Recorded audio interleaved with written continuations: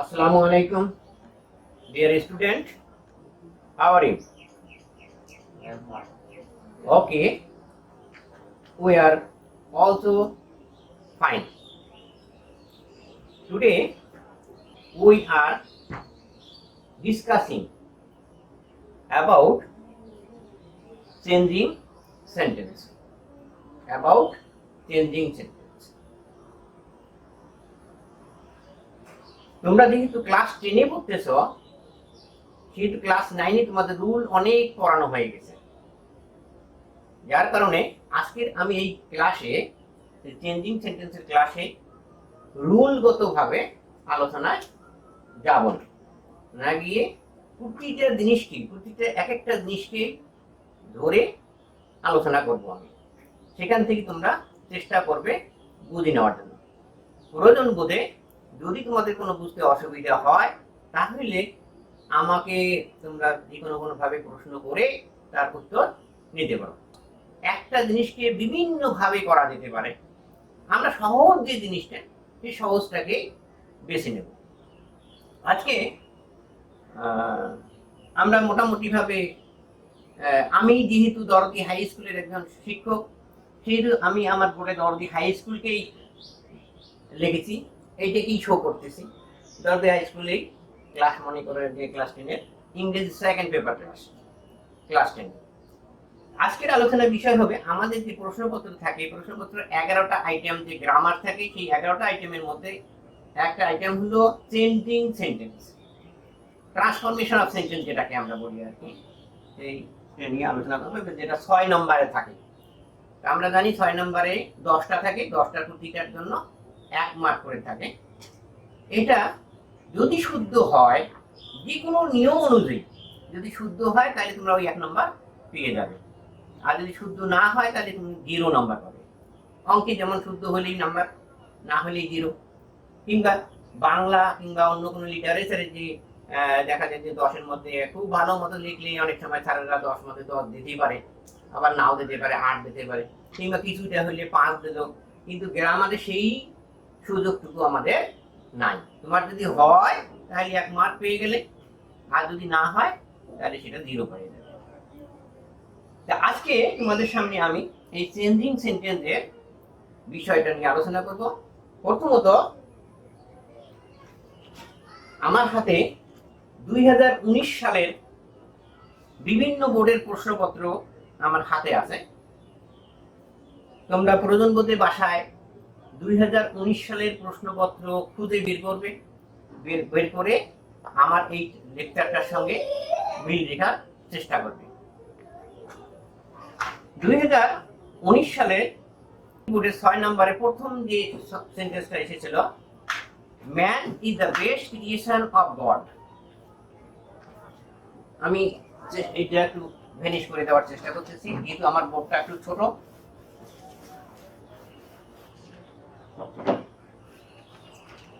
Man is the best creation of God.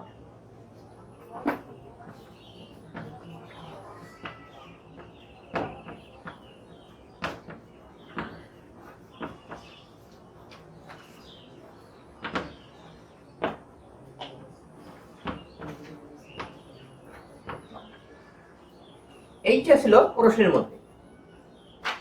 এই প্রশ্নটা করতে বলছি কম্পারেটিভ। আমরা চেষ্টা করব এটাকে কম্পারেটিভ করার জন্য। যেটাই করতে বলি না কিন্তু এখানে তোমাদের কখনো কম্পারেটিভ করতে বলতে পারে, কখনো পজিটিভ করতে বলতে পারে, কিংবা সেন্টেন্স অনুযায়ী বিভিন্ন সিম্পল করতে পারে, কিংবা তোমার কমপ্লেক্স করতে পারে, যেটাই করতে পারে, কিন্তু অ্যাক্টিভ প্যাসিভ করতে বলে, যেটাই করতে পারে। তোমরা প্রশ্নের মধ্যে খাতার মধ্যে এই নাম্বার লিখবা, লিখে তোমাকে যেটা করতে বলা হয়েছে সেই জিনিসটা তুমি করবে। কি করতে বলছে? কম্পারেটিভ,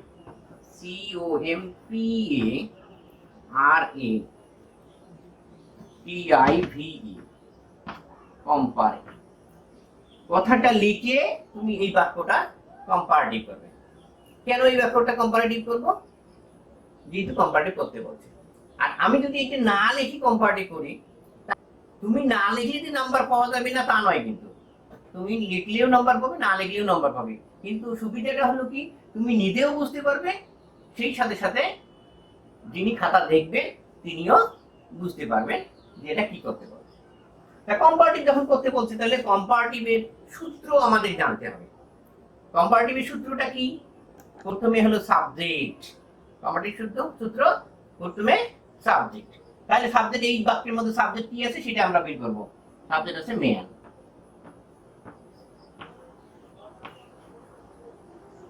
তারপরে নিব ভার্ব।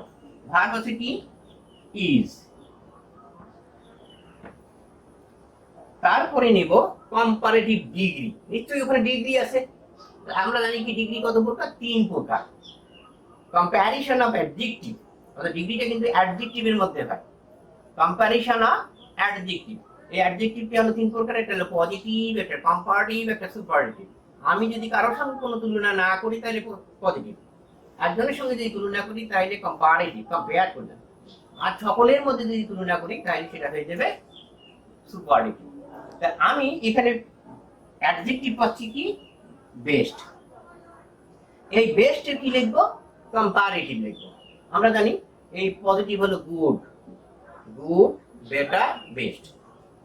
যদি ওয়েল হয়, এখানে মনে করো যে ওয়েলের ব্যাপার থেকে গেল, সেখানেও কিন্তু ওয়েল, বেটার, বেস্ট এটা হতে পারে।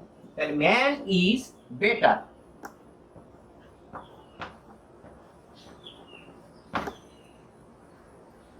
তারপরে আমরা নিয়ে আসবো দেন এনি আদার অথবা দেন মোস্ট আদার। কি নিয়ে আসবো? দেন এনি আদার এবং অথবা দেন মোস্ট আদার, অথবা শুধু দেন। রুল অনুযায়ী যদি আমার এই সেন্টেন্সটা সুপারলেটিভ থাকে, সেই সুপারলেটিভের মধ্যে যদি দা কথাটা উল্লেখ থাকে, তাহলে আমি এখানে নিয়ে আসবো দেন এনি আদার। আর যদি ওয়ান অফ দা থাকে তাহলে নিয়ে আসবো দেন মোস্ট আদার। ক্লিয়ার? তাহলে আবার শুধু দেন কোথায় আছে সেটার ব্যাপারটাও পরে কথা বলা যাবে আর কি। তারপর তো আমরা যেহেতু এই সেন্টেন্স, এখানে আমার সেন্টেন্সটা আছে সুপারলেটিভ, যার কারণে আমি এইটাতে দুইটা জিনিস ধরবো, একটা ওয়ান অফ দা আর একটা হলো দা, এই দুইটা জিনিস। তা দা আছে দিয়ে তাহলে then THAN, then, not THEN। THEN লেখা যাবে না, দেন না, দেন THAN, দেন। দেন যেহেতু এখানে দা ছিল আমি লিখবো এনি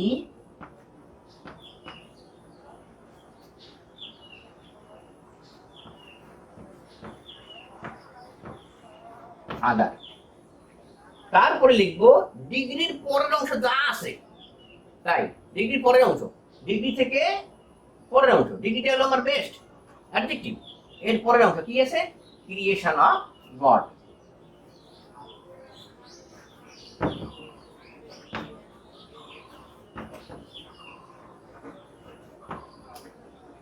ক্রিয়েশন অফ গড। তাহলে আমরা 2019 6 নম্বর প্রশ্নের 1 নম্বরের উত্তর আমরা পেয়ে গেলাম, man is better than any other, creation of god.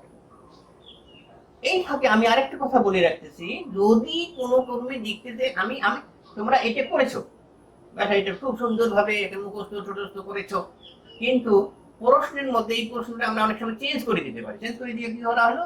এইখানে দেওয়া হলো man is one of the দেওয়া হলো, তখন কিন্তু একই জিনিসেই শুধু এই এনির জায়গায় কি হবে? মোস্ট কথাটা ব্যবহার করতে হবে, দেন মোস্ট আদার, আর কিছু না। তখন অবশ্য এটা প্লুরাল হিসেবে থাকবে, যা থাকবে তাই লিখবো আমরা। It's clear? আর একটা জিনিস তোমাদেরকে আমি বলছিলাম যে শুধু জ্ঞান হতে পারে, সেক্ষেত্রে কিন্তু দুটো সাবজেক্ট থাকতে পারে। দুটো সাবজেক্ট থাকলে সেখানে শেষের সাবজেক্ট আগে নিয়ে আসবো, পরে নিয়ে আসবো, সেটা আরেকদিন যে যখন এই ধরনের কোনো কিছু থাকবে। আমি যেহেতু তোমাদেরকে বোর্ড অনুযায়ী, বোর্ডের প্রশ্ন অনুযায়ী আলোচনা করতেছি, যখন যে জিনিসটা আসবে তখন শুধু সেই জিনিসটাই আলোচনা করবো। একসঙ্গে বেশি জিনিস কথা জানতে চেষ্টা করতে গেলেই গুলিয়ে ফেলবে তোমরা। তবে আজকে এতটুকুই জানবে যে সুপারলেটিভ থেকে কম্পারেটিভ করব, এবং সেখানে যদি শুধু দি অথবা ওয়ান অফ দি থাকে। It's clear? যদি তোমরা বুঝে থাকো, তোমাদের যদি ভালো লাগে কমেন্ট করে জানাবে। প্রয়োজন বোধে এটা তোমাদের বন্ধু বান্ধবদের কাছে শেয়ার করবে, যারা এটা পেলে তারা যাতে উপকৃত হয় আর কি। সবাই এটা দেখবে, জানবে। এবং এই প্রসঙ্গে কোনো যদি প্রশ্ন থাকে, আমি তো পূর্বেই বলেছি যে আমার সঙ্গে যোগাযোগ করলেই এটার উত্তর দেওয়া যেতে পারে। অনেক সময় দেখা যাবে যে গ্রামার করতে গিয়ে একটা হয়তো দেখা যাবে যে আরেক ভাবে করলেও হয়, হ্যাঁ হতে পারে, হতে হবে না যে তা নয় আর কি, কিন্তু আমাদের বুঝতে হবে জিনিসটা আসলে আমার কাছে বোধগম্য কোনটা জিনিস। তাহলে আমরা এই নম্বরের উত্তরটা এখানে পেয়ে গেলাম। এখন আমরা যাব বি নম্বরে।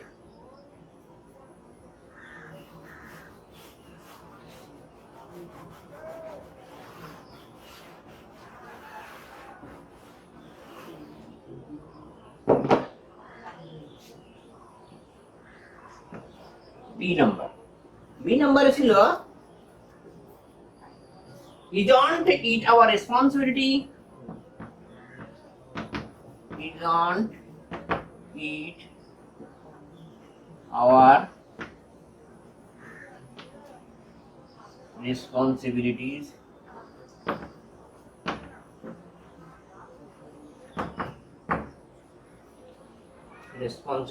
to do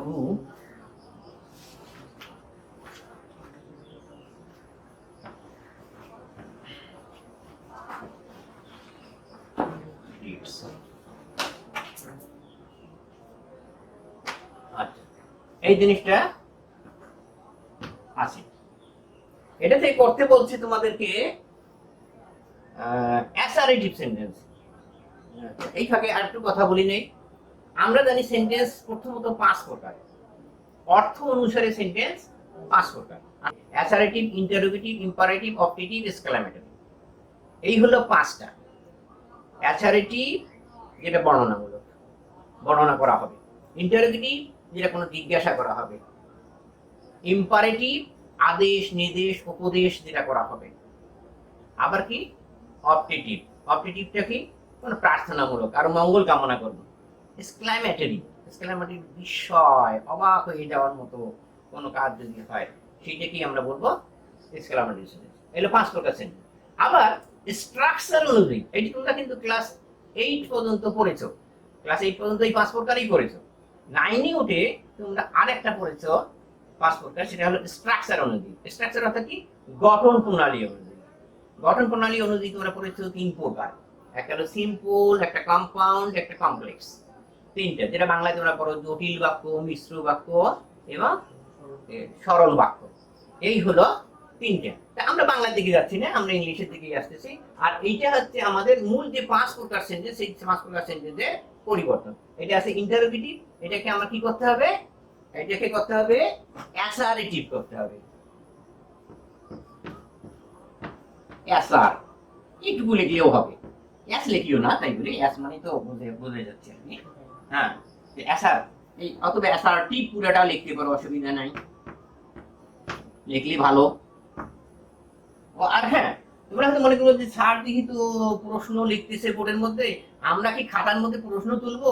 নো, নো নেই, খাতার মধ্যে প্রশ্ন তোলার কোনো দরকারই নেই, কখনোই না, কোনো প্রশ্নই তোমরা তুলবে না খাতার মধ্যে। এমনকি 1 নম্বর 2 নম্বরে যে তোমাদের শূন্য স্থান থাকে সেখানেও কিন্তু তোমরা সম্পূর্ণটা তুলবে না, এ বি সি ডি দিয়ে তোমরা শুধু উত্তর লিখবে, শুধু উত্তর আর কিছু না। তাহলে আমার এটা আমি জাস্ট তোমাদেরকে বোঝানোর জন্যই আমি এই ক্লাসটার মধ্যে প্রশ্নটা তুলেছি, জাস্ট বোঝানোর জন্য, তাছাড়া অন্য কোনো কারণে নয়। তাহলে আমরা এই ইন্টারোগেটিভ সেন্টেন্সটাকে কি করব, অ্যাসারেটিভ করব। অ্যাসারেটিভ করতে গেলে আমাদের দেখতে হবে এটা আছে কি, ইন্টারোগেটিভ আছে। ইন্টারোগেটিভে ওরা ইন্টারোগেটিভ থেকে অ্যাসারেটিভ করতে গেলে অ্যাসারেটিভের সূত্র আমাদের জানতে হবে। অ্যাসারেটিভের সূত্র হলো প্রথমেই সাবজেক্ট, প্রথমে কি নিয়ে আসবো, সাবজেক্ট নিয়ে আসবো, সাবজেক্ট ছাড়া কিন্তু হবে না। তা প্রথমে এখানে সাবজেক্ট আমার এখানে বলছে কি ইট, আই টি। দেখেন মনে রাখবেন, এখানে ইট আই ছোট হাতের ছিল, এখানে আই বড় হাতে লিখেছি, কিন্তু এগুলা কিন্তু মুদ্রা দোষ অনেক সময় আমাদের। ইট, তারপরে আসবে ভার, ভার কি আছে এখানে ইজ, ইজ, ইট ইজ। আর সবসময় মনে রাখবে সেন্টেন্সটা যদি না বোধক থাকে এটাকে হা বোধক করতে হবে। তাহলে যেহেতু এটা নট এখানে এই জায়গাটাতে ব্যবহার করা হয়েছে, এই নটটাকে আমরা তুলে দেবো, তুলে দিয়ে বাদ বাকি সব লিখবো। সব যদি লিখতে চাই তাহলে হলো কি, it is our responsibilities to do good deeds. এই যে মনে করো বলক্রমে প্রশ্নবোধক চিহ্ন দিলাম, তখন কিন্তু স্যার ইচ্ছা করলে এটা সম্পূর্ণটাই কেটে দিতে পারে, কারণ তুমি অ্যাসারেটিভ সেন্টেন্স করছো, সেখানে আবার প্রশ্নবোধক চিহ্ন হবে কেন? সুতরাং এই প্রশ্নবোধক চিহ্ন এখানে হবে না। তোমাকে অ্যাসারেটিভ করতে বলতে তুমি কি দিবা? ফুল স্টপ দিবা। আশা করি বোঝা গেছে। এ প্রসঙ্গে তোমাদের মনে আরো প্রশ্ন দিতে পারে যে আমরা যদি এখানে যদি ডাজন বা ডন কিংবা ডিডন থাকে তখন আমরা কি করব? সেটা আমি এই ধরনের কোনো বাক্য যেদিন আসবে, আমি তো যেহেতু বোর্ড ওয়ারি প্রশ্নগুলো করাচ্ছি, যখন আর যেটা আসবে তখন সেটা নিয়েই তোমাদের সঙ্গে আমি কথা বলবো। ক্লিয়ার? যদি আবারও বুঝতে তোমাদের অসুবিধা হয়, মানে এই অনলাইন ক্লাসের মধ্যে একটাই অসুবিধা, ছাত্ররা কিন্তু তাৎক্ষণিকভাবে জিজ্ঞাসা করতে পারে না, এটা একটা অসুবিধা। তোমরা পরবর্তী পর্যায়ে আমার সঙ্গে যোগাযোগ করে এই নিয়ে কথাবার্তা বলবে, অসুবিধা নেই। আমি চেষ্টা করবো, কমেন্ট করতে পারেন, অসুবিধা নেই।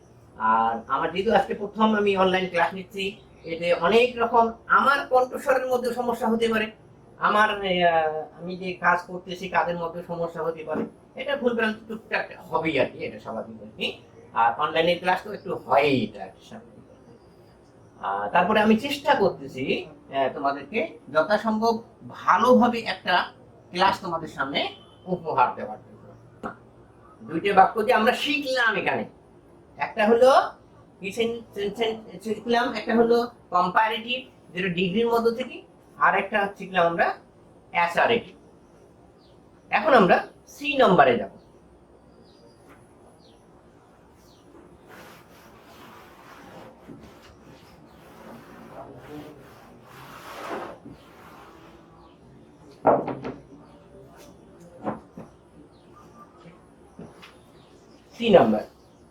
সি নাম্বারে আছে our life is not measured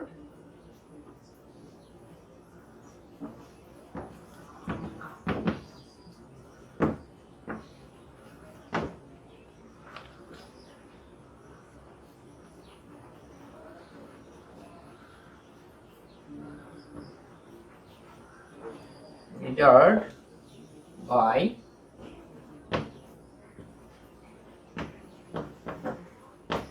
months or years। এই বাক্যটাকে আমাদের করতে বলছে একটিভ, তাহলে আমরা এখানে আবার কি লিখবো? একটিভ।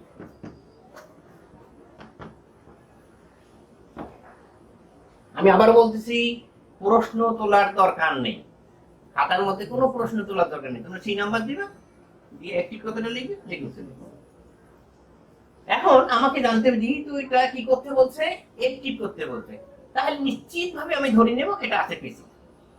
কোনো কারণে যদি বলে যে এটাকে ভয়েস চেঞ্জ করো, তাহলে বুঝতে তোমাকে চিন্তা করতে হবে যে একটিভ আছে না পেসিভ আছে। একটিভ থাকলে পেসিভ করবো, পেসিভ থাকলে একটিভ করবো। কিন্তু যেহেতু এটা স্পষ্ট করে বলে দেওয়া আছে যে একটিভ করতে হবে, সেহেতু বুঝতে হবে এটা তোমার পেসিভ আছে। আবার পেসিভের যে রুলগুলো আছে, রুলগুলো আমরা এখানে দেখতেছি, সাবজেক্ট আছে, অক্সিলারি ভার্ব আছে, ভার্বের থ্রি আছে। আবার অনেকে মনে করতেছে এখানে তো বাইও আছে, বাই তো এজেন্ট হিসেবে আছে। মনে রাখবেন, বাই যে এজেন্ট হিসেবে থাকে তারপরে কিন্তু অবজেক্ট থাকতে হবে, এখানে কিন্তু অবজেক্ট নাই।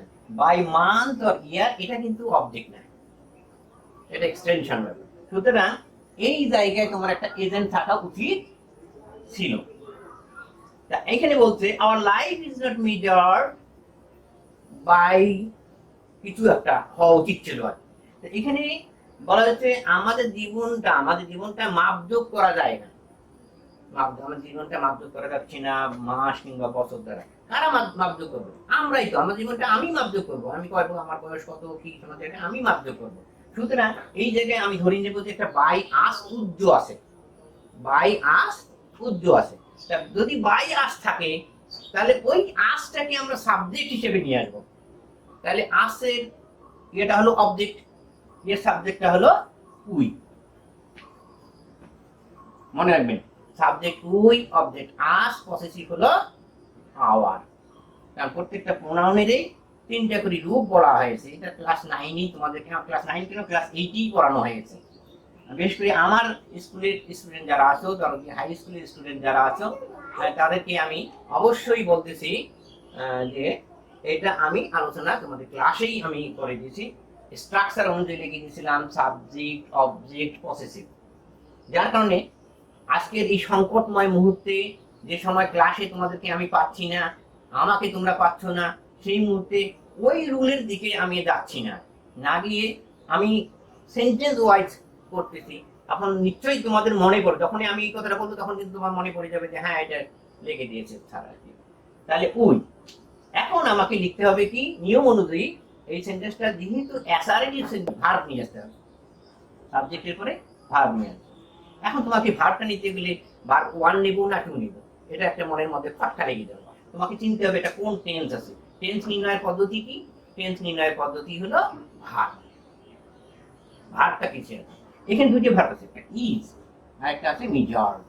দুইটা ভার্ব সবসময় প্রথম ভার্ব দিয়ে কিন্তু টেন্স নির্ণয় করা হবে। তাহলে এখানে ইজ যে আছে, ইজ বলতে তাহলে প্রেজেন্ট টেন্স আছে, তাহলে এখানে আমার ভার্বটা হবে প্রেজেন্ট টেন্স। তাই সেই অনুযায়ী প্রেজেন্ট টেন্সে লিখতে গেলে মূল ভার্ব লিখতে হবে। মূল ভার্বটা কি? মেজর। তাহলে মেজর লিখবো। কিন্তু আমরা দেখতেছি এখানে নট ব্যবহার করা হয়েছে, অর্থাৎ নেগেটিভ ফর্ম ব্যবহার করা হয়েছে। নেগেটিভ ফর্ম যখন ব্যবহার করা হয় তখন ওই অক্সিলারি ভার্বের সঙ্গে কিন্তু নটটা ব্যবহার করতে হয়। am not, is not, are not, was not, were not, do not, did not, does not ইত্যাদি ব্যবহার করতে হয়। তা যেহেতু এটা অ্যাক্টিভ করা হয়েছে সেহেতু এখানে am, is, are, was, were আসবে না। না শিখে আসবে do not, does not, did not, with first person এবং প্লুরাল নাম্বার, তাহলে do not বা don't, দুইটাই লিখতে পারো। don't, we don't এটা লিখতে পারো।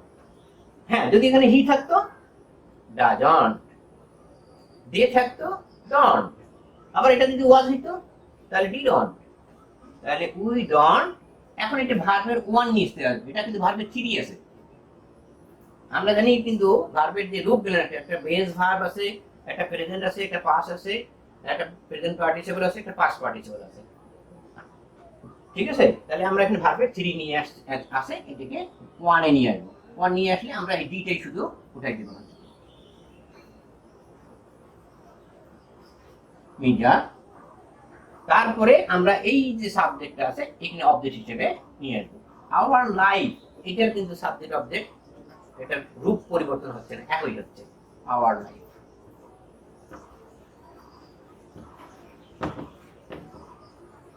এখন বাকি যেটুকু আছে ওটা কিন্তু এক্সটেনশন আমার, ওই এক্সটেনশনটা আমি লিখে নিলাম।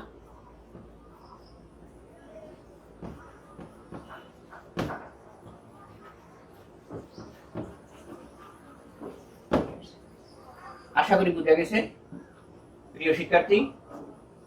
এখন আমি যেটা একটা ডিগ্রি থেকে আলোচনা করলাম, একটা অর্থ অনুসারে সেন্টেন্স নিয়ে একটা আলোচনা করলাম, আর একটা ভয়েস নিয়ে আলোচনা করলাম। তাহলে আমরা দেখতেছি যে ট্রান্সফার যে সেন্টেন্সটা আছে বা চেঞ্জিং সেন্টেন্স আছে, এর মধ্যে ডিগ্রি থেকে থাকতে পারে, আবার অর্থ অনুযায়ী যে সেন্টেন্স আছে সেই সেন্টেন্স থাকতে পারে, আবার ভয়েস থেকে কিন্তু থাকতে পারে। আর কি কি থাকতে পারে সেটা একটু দেখি আমরা।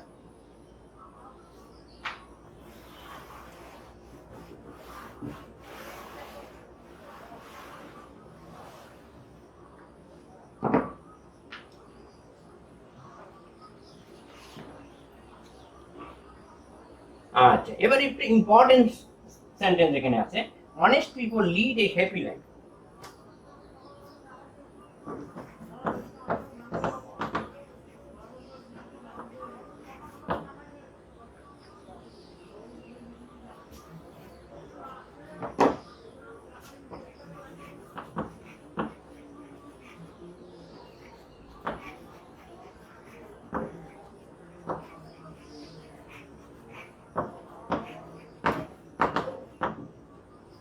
এই বাক্যটা তোমাদের করতে বলছে কমপ্লেক্স।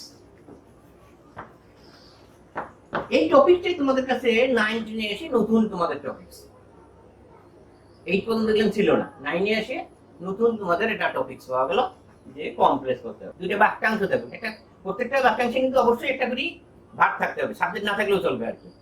সাবজেক্ট না থাকলে ভার্ব থাকতে হবে, যেমন ডু অর ডাই, এখানে দুইটাই কিন্তু ভার্ব, অর তাহলে যুক্ত হয়ে গেছে। The man is honest, the man is poor but honest, এখানেও কিন্তু দেখা যাচ্ছে যে দুইটা অংশ আছে বার দ্বারা যুক্ত হয়েছে, এটা কম্পাউন্ড সেন্টেন্স। আর সিম্পল সেন্টেন্সে একটি মাত্র সাবজেক্ট, একটি মাত্র প্রিন্সিপাল ভার্ব থাকে। তা এখানে আমরা দেখতেছি honest people lead a happy life, এটা একটি মাত্র সাবজেক্ট, একটি মাত্র ভার্ব আছে, তাহলে কি দাঁড়াইলো এটা সিম্পল সেন্টেন্স। এই সিম্পল থেকে আমরা কমপ্লেক্স করব। সিম্পল থেকে আমরা কমপ্লেক্স করতে গিয়ে ক্লাস 9 তোমাদের সঙ্গে আমি অনেকগুলো শেয়ার করেছি, অনেক রুল শেয়ার করেছি। সেই রুলের মধ্যে একটা রুল এটা হলো অ্যাডজেক্টিভ যুক্ত আছে। এখানে কি আছে? অ্যাডজেক্টিভ যুক্ত আছে। অ্যাডজেক্টিভটা কোনটা? অনেস্ট। এই অনেস্ট পিপলটাকে আমাদের ভাঙতে হবে। অনেস্ট পিপল, হু আর অনেস্ট পিপল, এই প্রশ্নটার উত্তর যদি তোমরা জানো তাহলে এটা তোমাদের জন্য সুবিধা হবে। আমি হয়তো জিজ্ঞেস করলাম যে who is rickshaw puller, a person who pulls rickshaw is called rickshaw puller. So honest people, who are honest people? The people who are honest. The people who are honest. তাহলে তোমাকে লিখতে হবে the people